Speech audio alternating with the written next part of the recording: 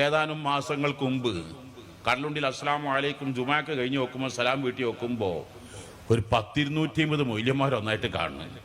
അപ്പോൾ നോക്കുമ്പോൾ ജാമിയ സായദിൽ നിന്ന് വന്ന മൊയ്ലിയന്മാരാണ്.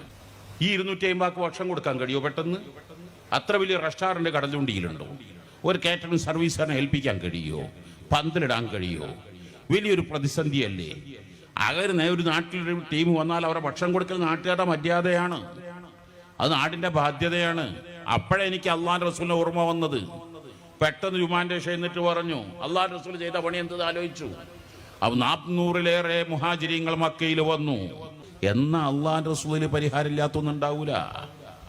അഷ്റഫുൽ ഖൽഖ് തങ്ങൾ 400 മുഹാജിരീങ്ങൾ മക്കയിൽ വന്നപ്പോൾ മദിനക്കഴറ്റ വാക്ക്,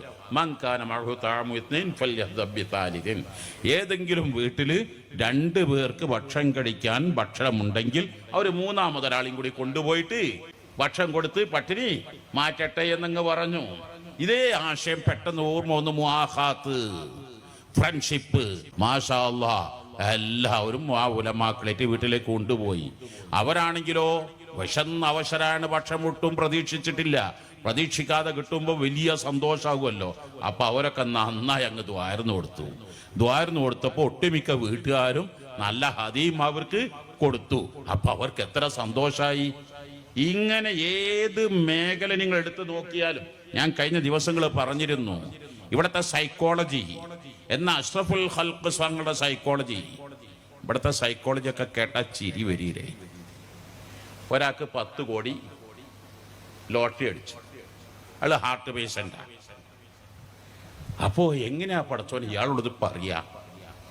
ഇയാളെങ്ങാൻ അതുകൊണ്ട് ഹാർട്ട് പേഷ്യൻ്റ്, ഷുഗർ, പ്രഷറൊക്കെ കൂടുതൽ ആൾ പെട്ടെന്ന് ചിലപ്പോൾ എന്തായി പോലെ അറ്റക്കായി പോലെ. അപ്പോൾ എല്ലാവരും കൂടി തീരുമാനിച്ചു നല്ല സൈക്കോളജിസ്റ്റ് വിളിക്കുക. എന്നിട്ട് സൈക്കോളജിസ്റ്റ് തന്ത്രപൂർവ്വം സൈക്കോളജിക്കലായി അത് പറഞ്ഞ് മനസ്സിലാക്കി കൊടുക്കും. അങ്ങനെ ഒരാൾ സൈക്കോളജിസ്റ്റ് ഏറ്റിട്ട് അയാൾ പറഞ്ഞു, അല്ല ഞാനൊരു സംശയം ചോദിക്കട്ടെ നിങ്ങളോട്, നിങ്ങൾക്കൊരു 10 കോടി റുപ്യ ലോട്ടറി അടിച്ചാൽ നിങ്ങളുടെ പ്രതികരണം എന്താകും? അപ്പം അദ്ദേഹം പറഞ്ഞു 5 കോടി നിങ്ങൾക്ക് വരും എന്ന് പറഞ്ഞു. അപ്പം ഈ സൈക്കോളജി അറ്റക്കായിട്ട് അയാൾ വരിച്ചു. ഇയാളെ സൈക്കോളജി ഇതാ. ഇത് സൈക്കോളജി പഠിപ്പിക്കുന്ന, ഞാൻ തമാശ പറഞ്ഞതല്ല. ഇയാൾ ഒരിക്കലും 5 കോടി കിട്ടും ഇയാൾ വിചാരിച്ചിട്ടില്ലല്ലോ. അപ്പൊ ഇതാണ്. എന്നാ പ്രവാചക തിരുമേനി സ്വല്ലല്ലാഹു അലൈഹി വസല്ലം സൈക്കോളജി നിങ്ങൾ കണ്ടാലൊന്ന് മനസ്സിലാക്കണം.